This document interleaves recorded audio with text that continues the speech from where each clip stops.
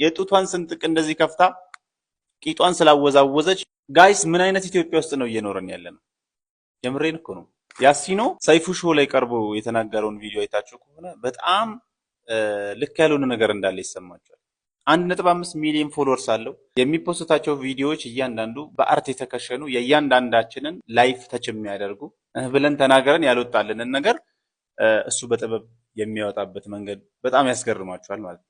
ይሄን ሁሉ ፎሎወርስ ይዞ ይሄን ጥበብ ይዞ ደግሞ ምንም ስራ የሚያሰራው ሰው የለም። ስልክ እንኳን የለውም ጋይስ። ቪዲዮ እንኳን ለመስራት ስልክ ያላቸውን ሰዎች እየጠየቀ እያሳመነ እየለመነ ነው የሚሰራው። ምን ይባላል? በዚህ ሳይድ ደግሞ ስታዩ በቅጡ እንኳን ማንበብና መጻፍ የማትችል ሴት የጡቷን ስንጥቅ እንደዚህ ከፍታ ቂጧን ስላወዛወዘች የሆነ ድርጅት ይመጣና የክብር አምባሳደር ያደርጋታል።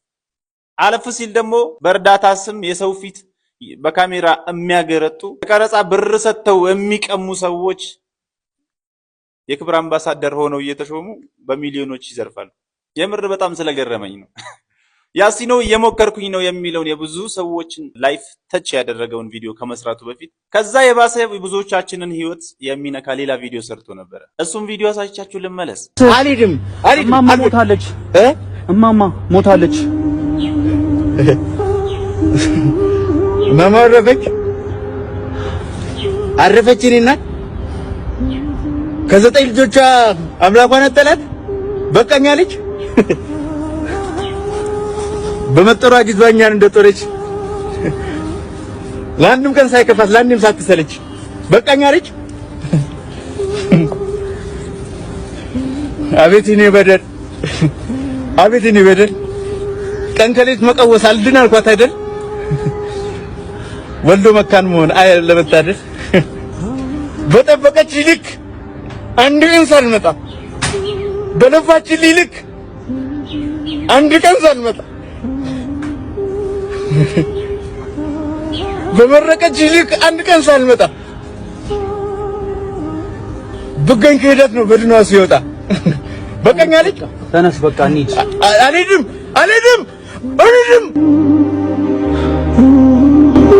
አንተ ግን አንተ ግን አንተ ግን አንተ ግን አንተ ምን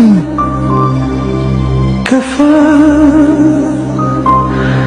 ከፋ ዛሬ ገና። ስንቶቻችሁ ናችሁ ሀገር ውስጥም ከሀገር ውጭም የምሬን እኮ በስራም በምንም ምክንያት አንዴ ወጣችሁ ባዶ እጄን ምን ብዬ እገባለሁ እያላችሁ እናታችሁ ያጣችሁ? ይሄ ራሱ በጣም ፔንፉል ቪዲዮ ነው። የምሬን ነው። ፋይናሊ መናገር የምፈልገው ምንድነው? የምሬን ነው። ክብር ለሚገባቸው ሰዎች ክብር እንስጥ። ይሄን ልጅ አሰሩት። ካምፓኒ ማስታወቂያ ማሰራት የምትፈልጉ ድርጅቶች ጨቅናችሁ፣ ቪው አለው፣ ተመልካች አለው፣ ጥበብ አለው፣ አሰሩትና የሆነ በቃ ቢያንስ እንደ አርቲስት ሳይሆን እንደ ቲክቶከር እንኳን መኖር ይጀምራል። ቴንክ ዩ